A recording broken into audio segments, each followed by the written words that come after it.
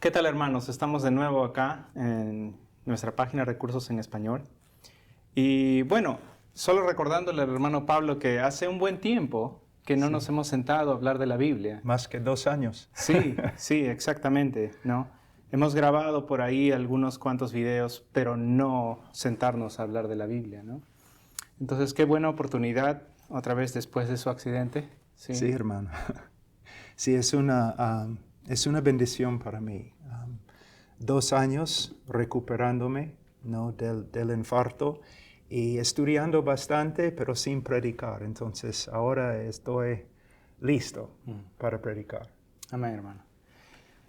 Hermano, una vez lo acompañé a la universidad donde usted estaba hablando a unos jóvenes y realmente me sentí contagiado, me sentí un estudiante más, ¿no? Usted habló algo de la fe y por eso que le pregunté, le pedí a usted para hablar de la fe, porque nunca, no voy a decir que no lo he escuchado, pero nunca lo he escuchado con tal claridad. Sí. O Hermano Pablo. primeramente, hermano, Ujú. por favor, usted no. Nosotros Ya. trabajamos juntos todos los días y noches. Ok, ok. Perfecto, perfecto. No hay ningún problema. Ay, qué raro. Ya, podemos hablar de Sí, la sí, fe. claro. Hermano, Sí. explícanos de la fe. Ya, bueno, tenemos en las Escrituras una definición excelente de lo que es fe. Entonces, en Hebreos capítulo 11, versículo 1. Entonces, voy a leer. Ahora bien, la fe es la certeza de lo que se espera, la convicción de lo que no se ve. Ahora, si simplemente tomamos esta definición en serio, vamos a tener varios problemas muy grandes. Tenemos que estudiar este texto en su contexto. Pero vamos a ver el texto un ratito totalmente aislado del resto de la escritura. Entonces dice, la fe es la certeza de lo que se espera. Vamos a decir que yo espero volar. Yo quiero volar toda mi vida. Desde mi niñez, yo quiero volar no como Superman. ¿Ya? Entonces, yo espero volar y vamos a decir que tengo la certeza que puedo volar. Entonces subo a un rascacielos con toda certeza, esperando y salto. ¿Qué va a pasar? Voy a morir. ¿Es fe? No, no es una fe bíblica. Vamos a ver la segunda frase. La convicción de lo que no se ve. Nunca he visto a una persona volando. Nunca. Pero yo tengo la convicción que yo puedo volar. Entonces de nuevo subo a rascacielos y salto. ¿Qué va a pasar? Voy a morir. ¿Es fe? No. Entonces este texto aislado del resto de la escritura, ¿no? Podemos sacar algunas conclusiones no muy bíblicas.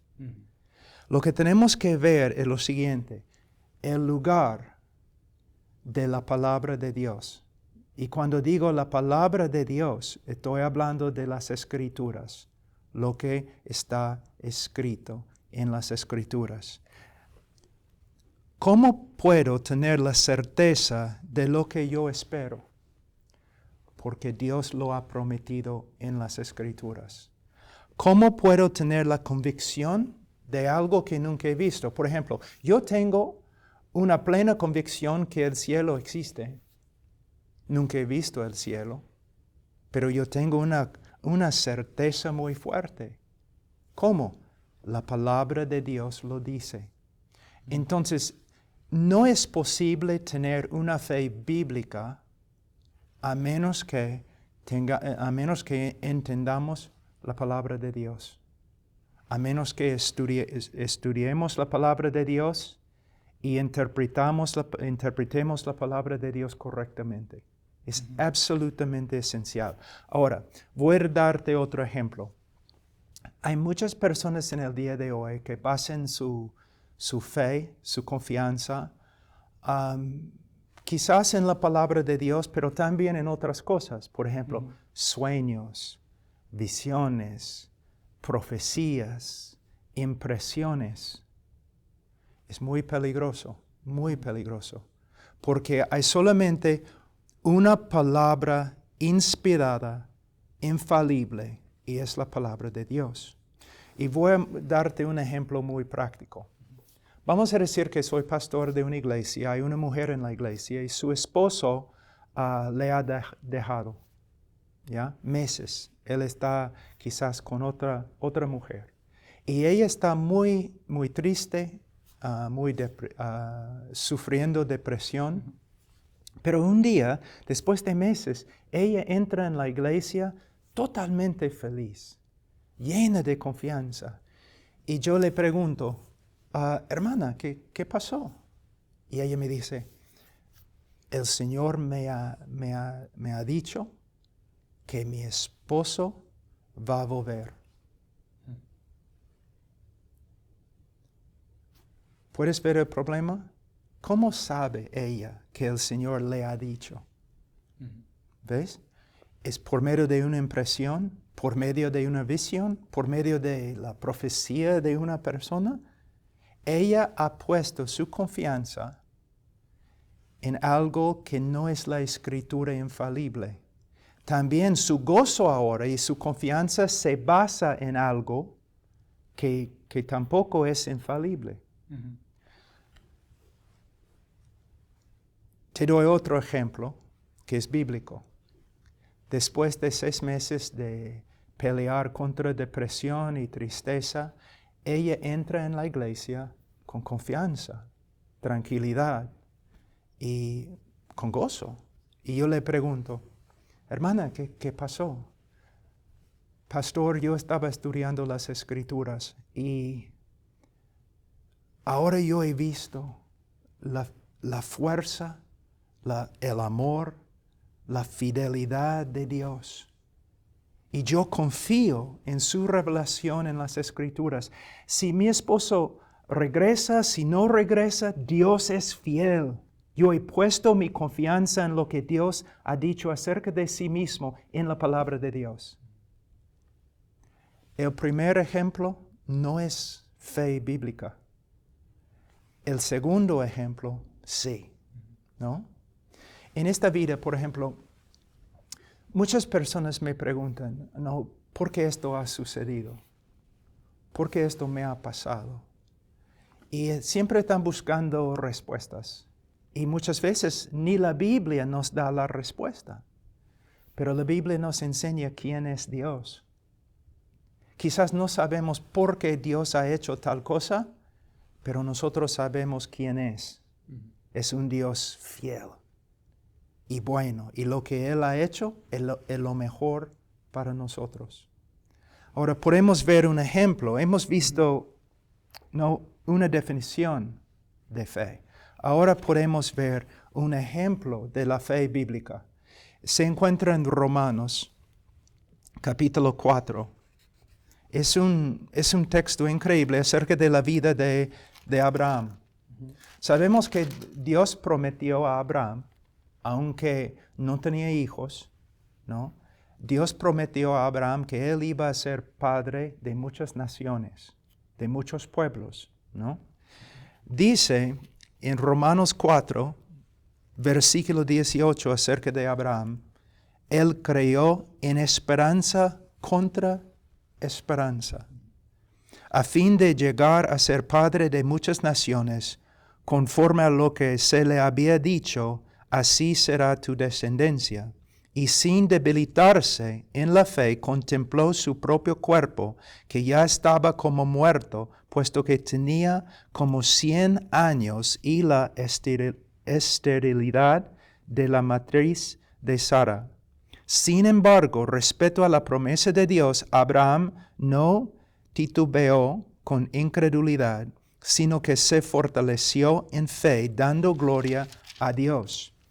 Y estando plenamente convencido de que lo que Dios había prometido, poderoso era también para cumplirlo. Ahora, volviendo a 18, Abraham creyó en esperanza contra esperanza. ¿Qué significa? Versículo 19. contempló su propio cuerpo que ya estaba como muerto.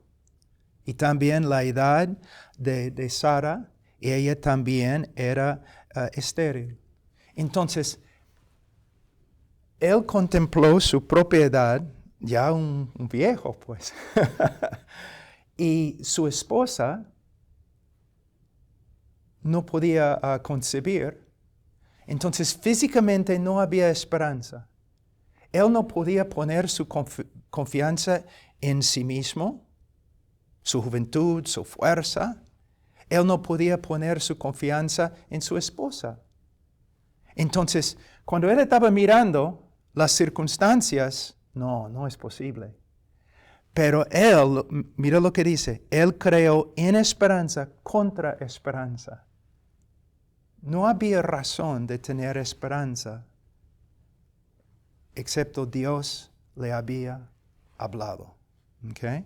Entonces, a fin de llegar a ser padre de muchas naciones, conforme a lo que se le había dicho, así será tu descendencia. ¿Cómo podía creer él que iba a tener un hijo, aunque las circunstancias decían no? Porque Dios le había dicho. La fe se basa en la revelación de Dios. Pero la revelación, para nosotros en el día de hoy, la revelación inspirada que se encuentra, que es la palabra de Dios, las Escrituras. Entonces, dice en versículo 20, sin embargo, respecto a la promesa de Dios, de nuevo, la revelación de Dios, Abraham no titubeó con incredulidad, sino que se fortaleció en fe, dando gloria a Dios.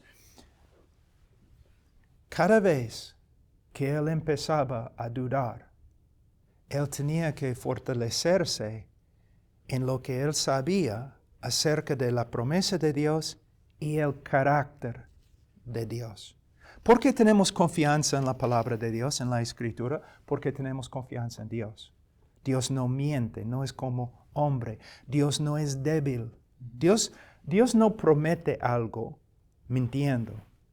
Pero tampoco Dios promete algo que no tiene el poder para cumplir. Entonces, en versículo 21 es el versículo clave. Y estando plenamente convencido de que lo que Dios había prometido, poderoso era también para cumplirlo. Es un ejemplo perfecto de fe. Mira, ¿qué dice Juan 3:16? Porque de tal manera amó Dios al mundo, que ha dado a su Hijo unigénito para que todo aquel que en Él cree no se pierda, mas tenga vida eterna. Yo tengo la plena confianza que tengo vida eterna, porque Dios ha prometido vida eterna a los que creen en su Hijo. Entonces, mi fe se basa en una revelación infalible de Dios. Y esta revelación infalible no viene a nosotros por medio de visiones en el día de hoy, o una supuesta voz, o una profecía de un hombre en la iglesia. Nuestra confianza tiene que basarse en la palabra de Dios. Es lo que es la fe bíblica. Amén, hermano. Esto me hace pensar en el hecho de que todo está centrado en la Biblia. Todo el corazón del cristianismo es este libro. Sí, y hermano, siempre las herejías. El propósito de una herejía es mover nuestra confianza de la Escritura a otra cosa. Con respecto al catolicismo, es poner la confianza en las tradiciones de los hombres. En la iglesia también. Y en la iglesia, ¿no? O en cuanto a varios, no todos, pero varios carismáticos. Es poner la confianza en una impresión, una visión, una profecía, ¿no? Y yo estaba escuchando un líder entre ellos hace algunas semanas, y él dijo, por supuesto, muchas veces las profecías no se cumplen, quizás 85% de ellos. ¿Voy a poner mi confianza en tal cosa? No, pero la palabra de Dios es infalible, es incapaz de tener errores, porque Dios es no solamente su autor, sino el que conserva la palabra, preserva la palabra de Dios. ¿Sí? En mi hablar con algunas personas o católicos, siempre he tocado este tema de las escrituras. Y hasta que me vi casi como atacado, ¿no? Atacado Sí. porque yo creo que solo la escritura y es suficiente. Sí. Realmente es como si toda nuestra fe no puede irse más allá de este libro, ¿no? Entonces, tú claramente lo explicas. Para mí fue, como decía al principio, este versículo de Hebreos 11 Sí. como que no tiene mucho sentido para mí. Sí. Exactamente, porque tenemos esta tendencia a sacar un verso del contexto, ¿no? De su contexto. Y su contexto, este es un claro ejemplo Sí. de que el contexto de un verso no es solamente el capítulo anterior, el capítulo siguiente, sino todo la Biblia, ¿verdad? Sí, y muchas veces, Cristian, muchas veces yo he escuchado personas, quizás me puedes ayudar acá, citando al filósofo Kant, ¿no? Que la fe es un salto a la oscuridad, ¿no? Sí. Así. Simplemente tienes Un salto ciego. Sí. Simplemente tienes que creer. No, no es una fe bíblica. Nosotros saltamos porque Dios ha dicho, salta. Saltamos porque podemos encontrarlo en la palabra de Dios. Yo creo en Cristo. No es una fe ciega. Es una fe que se basa en la revelación de Dios en las Escrituras. Pero vamos un ratito a segundo Timoteo,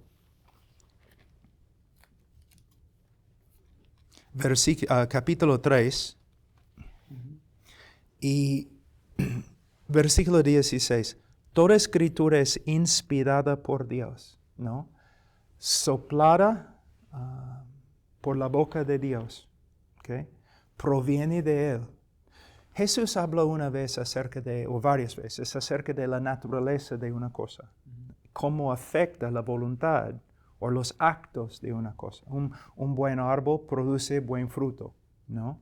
Entonces, ¿cómo podemos saber que la Escritura es fiel? Porque Dios es fiel en su carácter. Es inspirada por Dios. Y Dios es perfecto, Dios es fiel, Dios es todo sabio.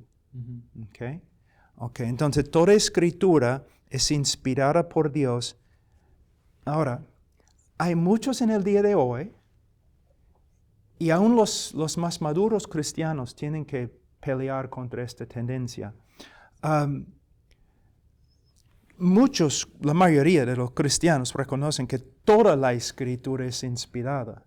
No, ningún cristiano va a decir, no, esta parte es un error, tiene error. Pero a veces interpretamos la escritura a través de nuestra cultura. No puede ser.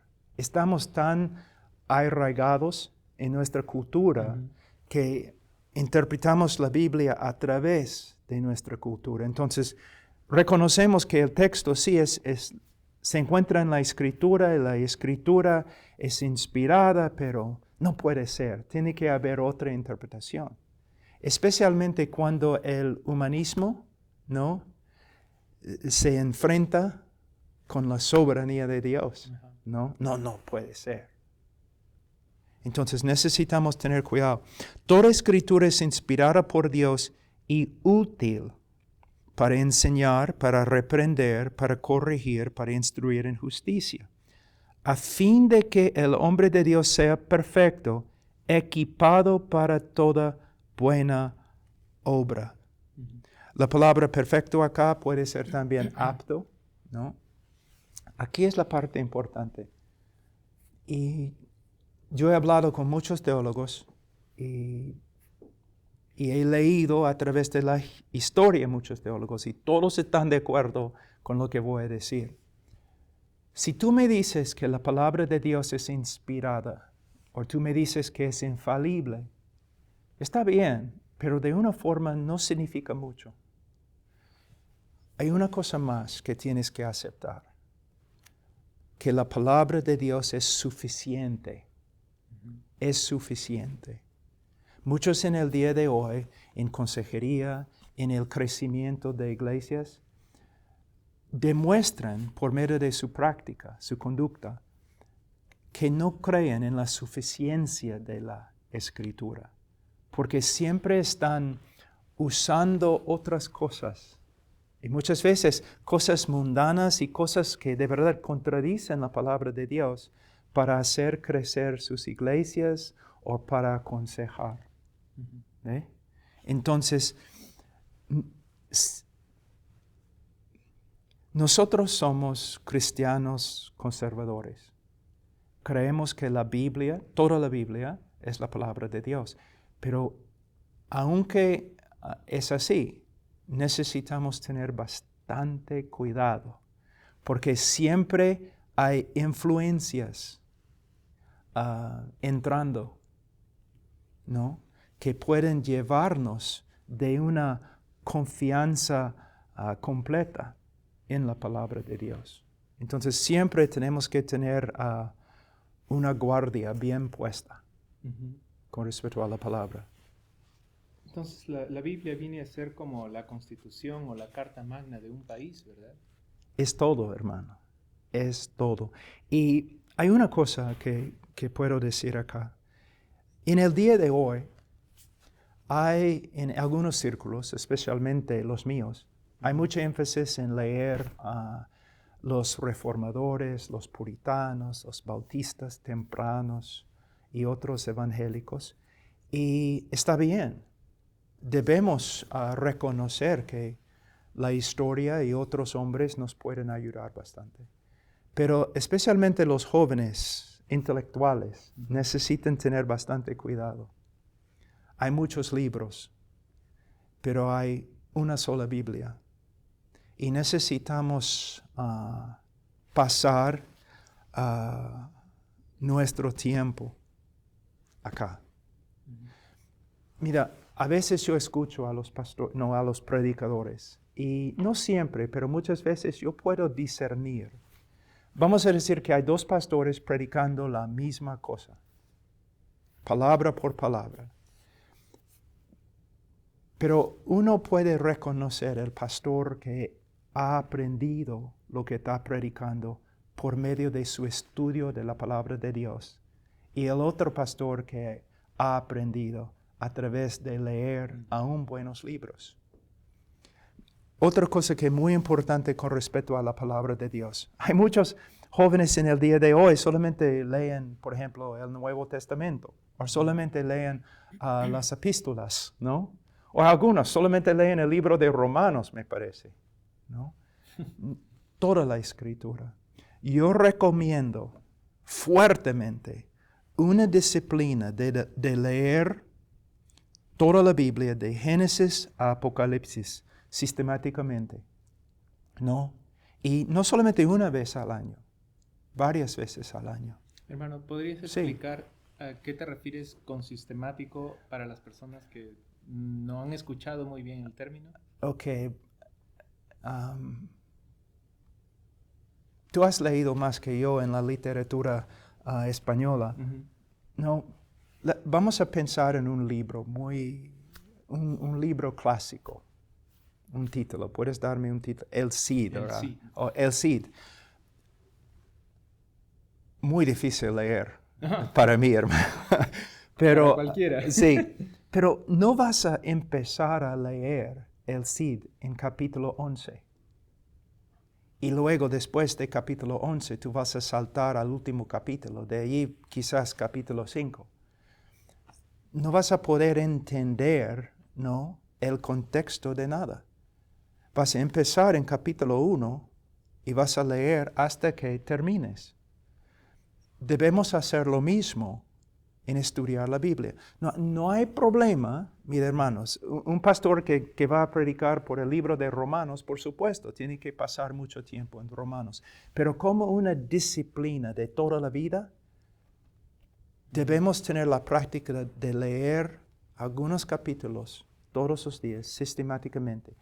Génesis, la ley, los libros de historia, los libros de sabiduría, los profetas, los evangelios, epístolas, Apocalipsis. En leer muchos reformadores del siglo XVI, puritanos y personas como J.C. Ryle o Charles Spurgeon, ellos podían, cuando predicaban un texto, ellos podían ir a varios textos en el Antiguo Testamento y usar los textos como ejemplos o para explicar un texto en el Nuevo Testamento, ¿no? Muchos en el día de hoy no predican de Zacarías, ¿no? Zacarías en español, o Sofonías, ¿no? Pero necesitamos entender toda la Escritura. Una cosa que es muy interesante para mí es que estudiando el Nuevo Testamento en griego es la relación entre el Nuevo Testamento y el Antiguo Testamento. La relación entre las enseñanzas de Jesús. A veces Él está usando frases que son idénticas a lo que se encuentra en otra parte del Antiguo Testamento. Si queremos entender el Antiguo Testamento, tenemos que entender el Nuevo Testamento. Y si queremos entender el Nuevo Testamento, tenemos que estudiar el Antiguo Testamento, toda la Escritura. Es bueno cuando uno dice que somos cristianos nuevo testamentarios, ¿no? Pero necesitamos tener cuidado. Necesitamos ser cristianos bíblicos. Cristianos bíblicos.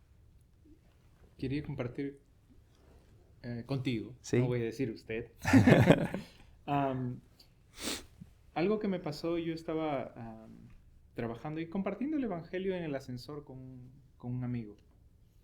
Y había una persona que había estado en estas iglesias de la prosperidad y todo eso, que estaba escuchando.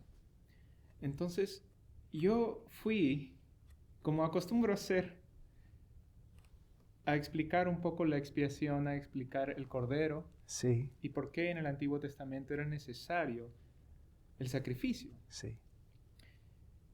Apenas escuchó eso, este otro hombre que estaba ahí, dijo, no, eso no está correcto. Los cristianos creen en el Nuevo Testamento y que el Antiguo Testamento es otra cosa, ¿no? Sí. Hermano, te digo, en ese momento es como que un muro entre esta persona con la que yo estaba conversando. Sí. Un muro. Ya era casi imposible regresar al tema. Sí. Sí, es muy triste. Y también hay otros que se identifican con cristianismo, que estudian el Antiguo Testamento sin entender el Nuevo Testamento y todavía están viviendo bajo la ley. Lo que necesitamos hacer es simplemente leer el Nuevo Testamento y ver cómo el Nuevo Testamento interprete el Antiguo Testamento, ¿no? Y cómo el Nuevo Testamento usa el Antiguo Testamento para exponer, para revelar más de Cristo, ¿no? Yo recuerdo hace 2 años, yo estuve en Jerusalén y el sábado acaba de terminar.